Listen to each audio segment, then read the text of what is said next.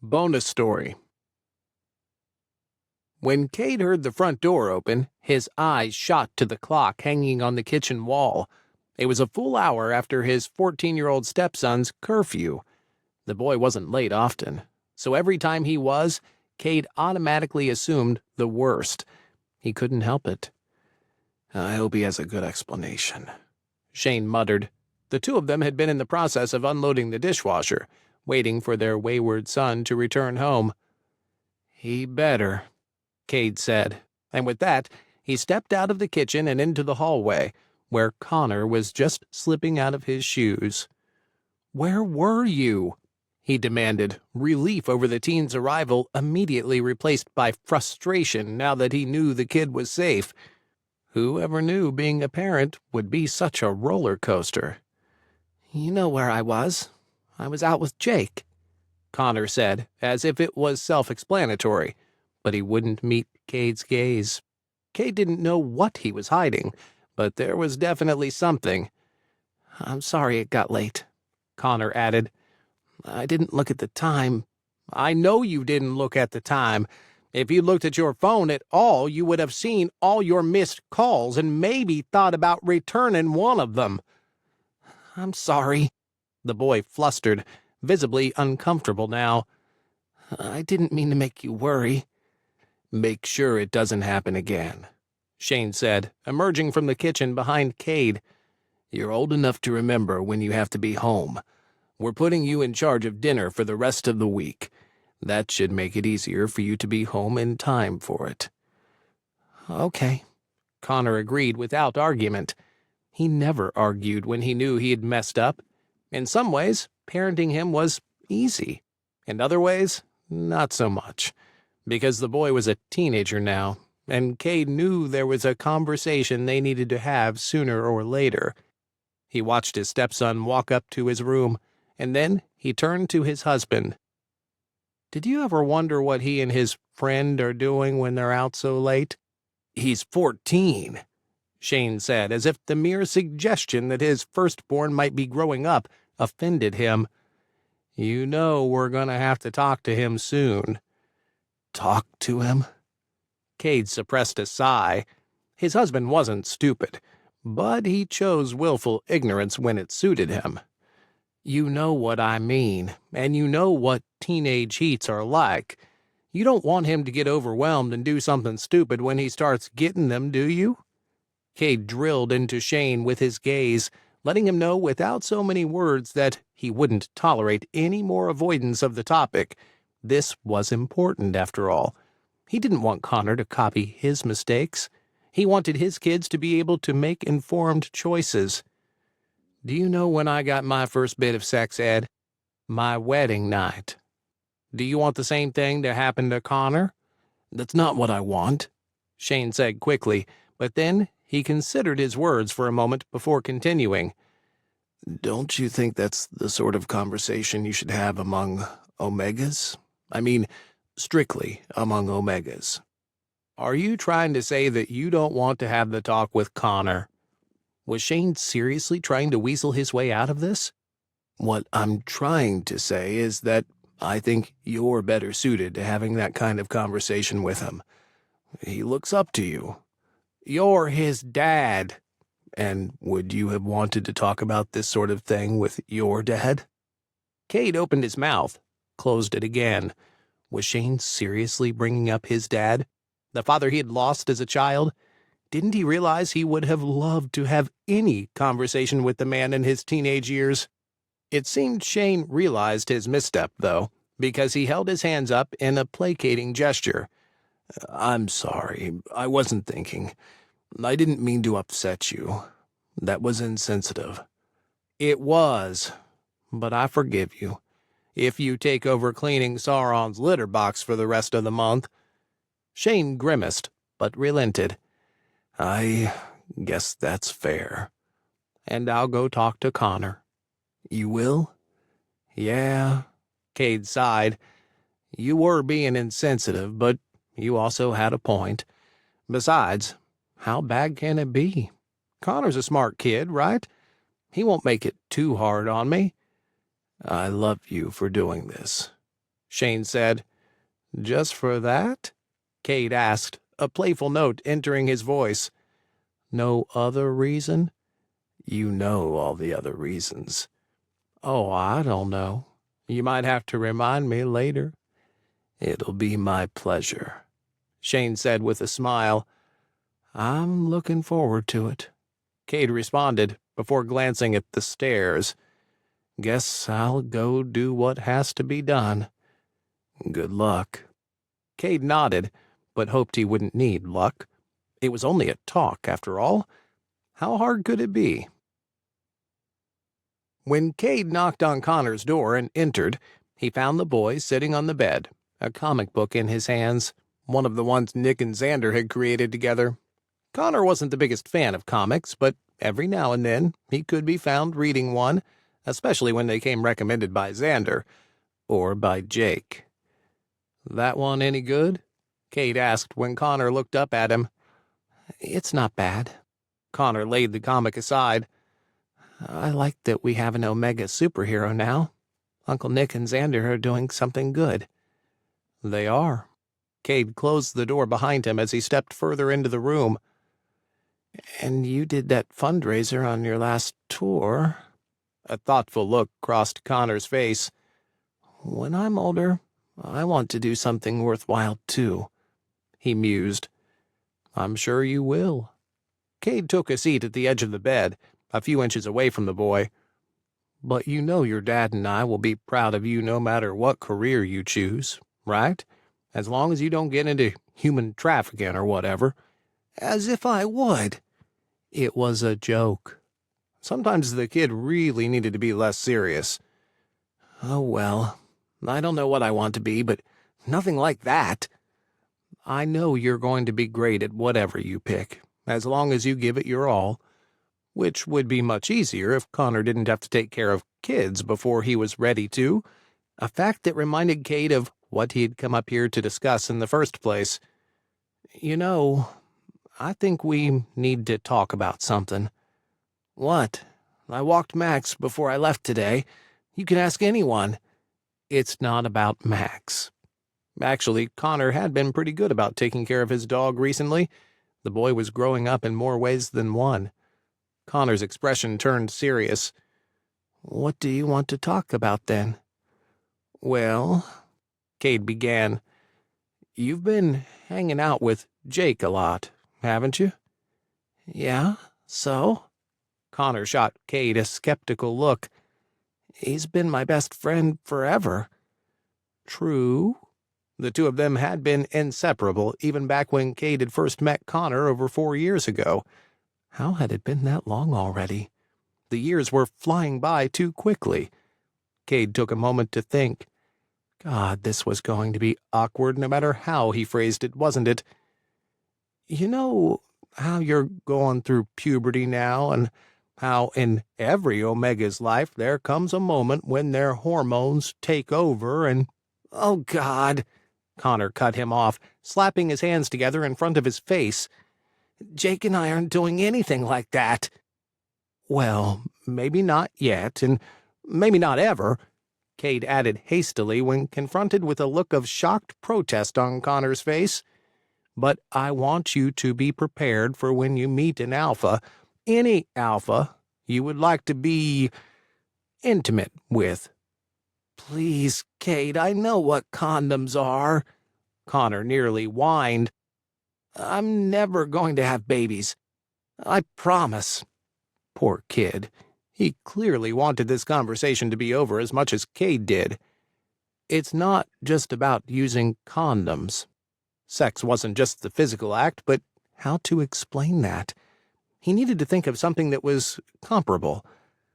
You want to do it with someone who's special to you, like... Metaphors were good, right? He would go with a metaphor. You know how I could play my songs on any guitar, but I prefer to play them on my dad's guitar because of how special it is to me. It's not just any guitar.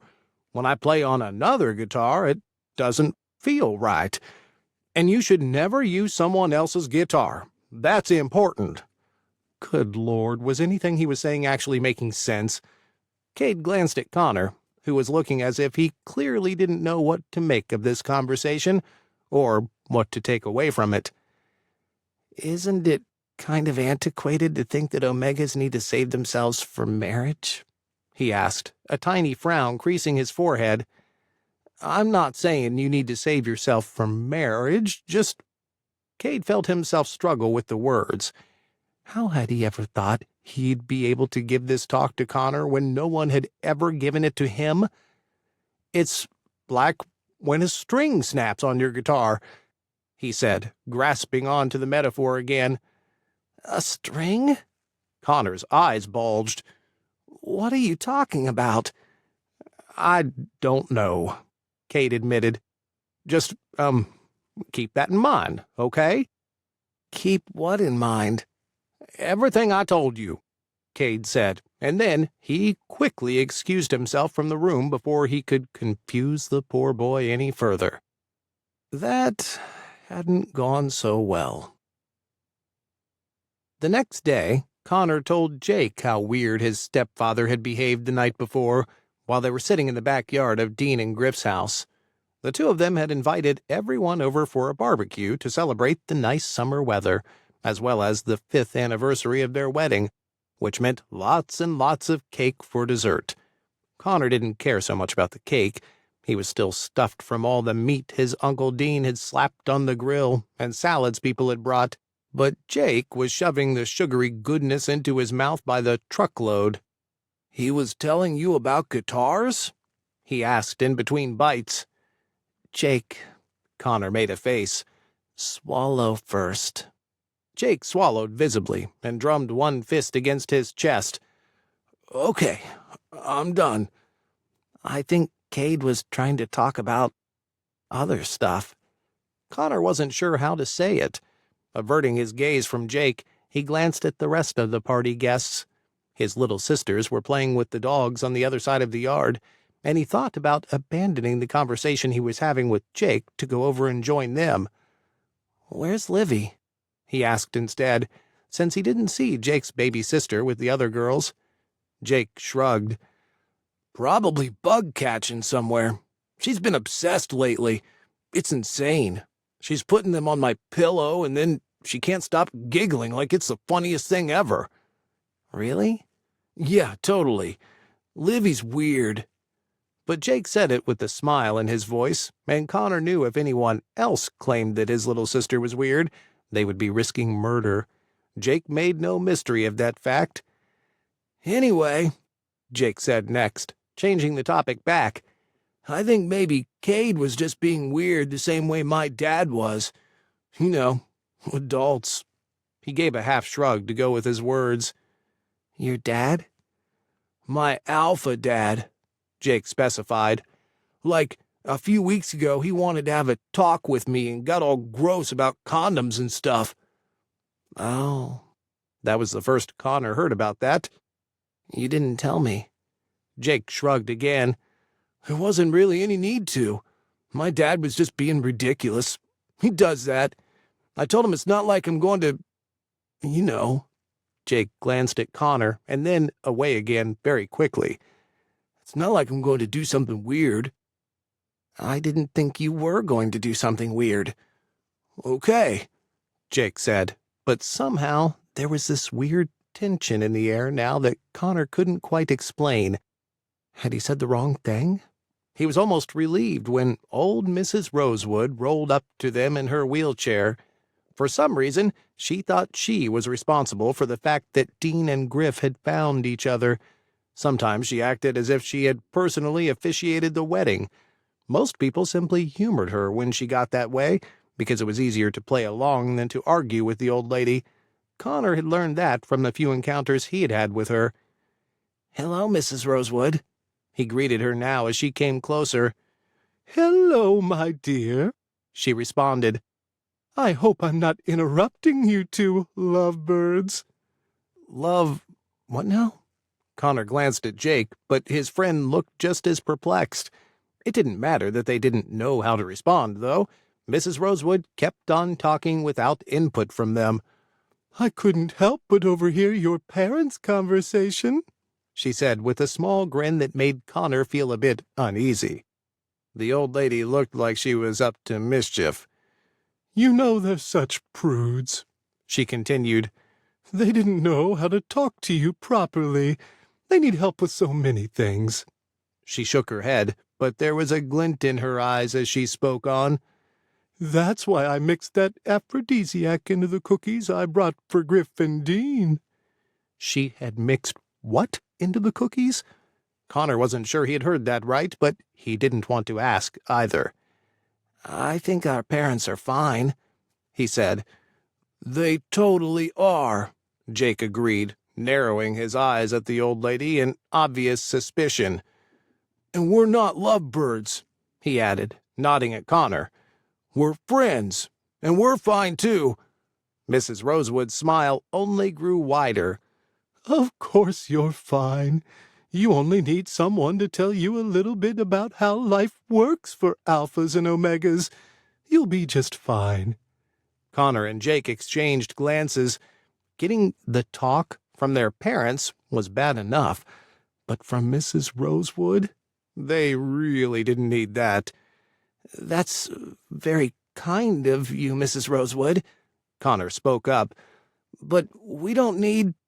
And he never got further than that. I have just the thing for you, Mrs. Rosewood cut in, pulling something out of a bag that was clipped to her wheelchair. Was that a doll? Connor couldn't remember the last time he'd been this confused. Was this what people called dementia? We don't play with dolls, Jake said before Connor could speak. But maybe our little sisters would be interested.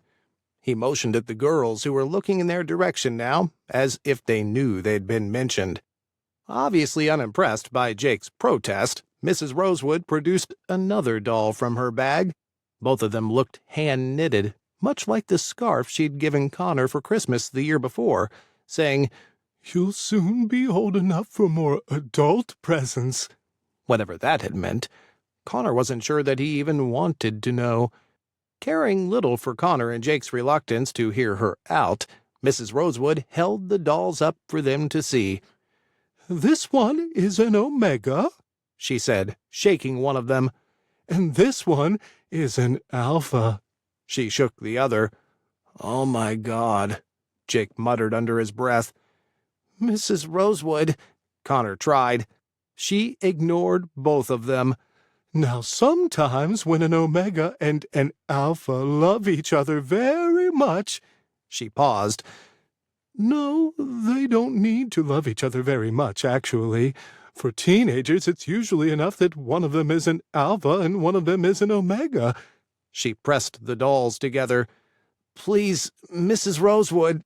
Connor raised his voice, feeling heat rush to his cheeks. Now, boy, there's nothing you need to be ashamed of. This is the natural order of things. And if everything goes well between you and your Alpha, then... What are you doing? Connor nearly jumped when suddenly his youngest sister, Hope, was standing next to him. The 4-year-old studied the dolls with big eyes. That doll is pretty, she said. Connor stood and took his little sister's arm. You know what? I know a fun game, he said as he tried to lead her away from old Mrs. Rosewood and the conversations she wanted to have. What game? Hope pulled her lower lip between her teeth, glancing back at the doll Connor was trying to make her leave behind. When Connor followed her gaze, he spotted his other sister. Mary came up behind Mrs. Rosewood and snatched both of the dolls out of her hands before the lady could so much as blink. Look, Hope, I got the dollies, she exclaimed. Giggling, she ran off with them. At the same time, Hope ripped her arm out of Connor's grip and started after her. Oh, this one is a criminal. He's in handcuffs, was the last thing Connor heard Mary say before the two girls were out of earshot. Well, that's all right, I suppose, Mrs. Rosewood commented with a small smile on her lips. I don't really need the dolls to explain it to you. You don't need to explain anything, Connor burst out, fed up now. Even Jake looked a little taken aback, But Connor didn't care. Why did everyone have to act so weird? It was stupid, and he wanted it to be over. I know what happens in puberty, okay? Not just the stuff about the facial hair, but everything else as well.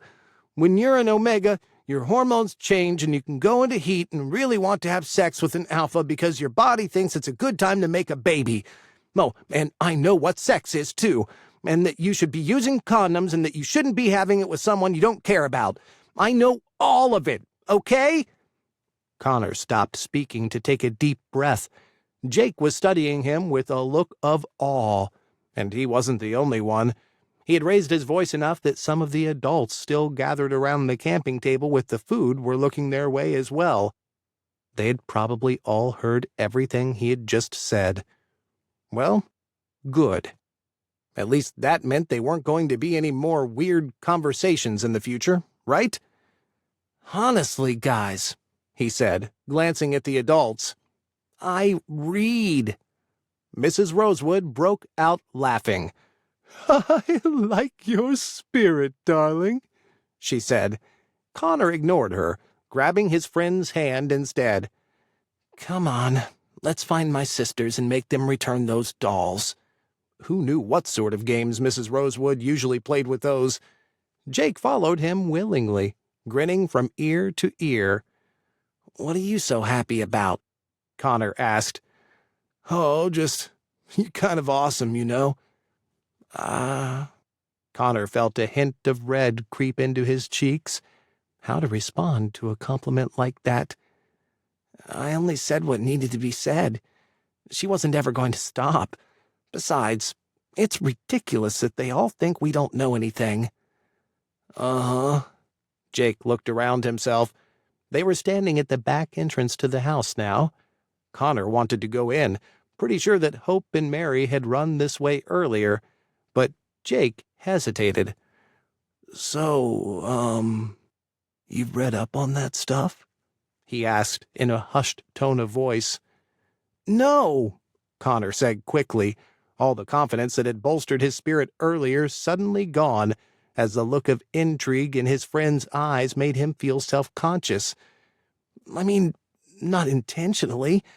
I just kind of stumbled over it, researching why Omegas are being oppressed and all that. That was at least partially true. He had read some things about heats during his research. Jake didn't have to know that that wasn't his only source of information. It's cool. Jake gave a small laugh, obviously seeing right through him. I've seen some things on the internet, he admitted, almost too casually. Yeah? Connor didn't know what to say. Yeah, Jake said, and a moment of silence stretched between them as Connor still didn't know how to reply. Sorry, Jake said eventually. I didn't want to make you feel weird. It's okay. You're not making me feel weird. Okay. Jake took Connor's hand the way he so often did these days. Let's go find your sisters. Connor nodded, letting his friend lead the way, and wondering if the Alpha had any idea why Connor didn't want to talk about sex or heats with him. It wasn't because he was a super prude or anything. At least, he didn't think he was. It was just that when he thought about these things, he very often thought about Jake. And that was just awkward, wasn't it?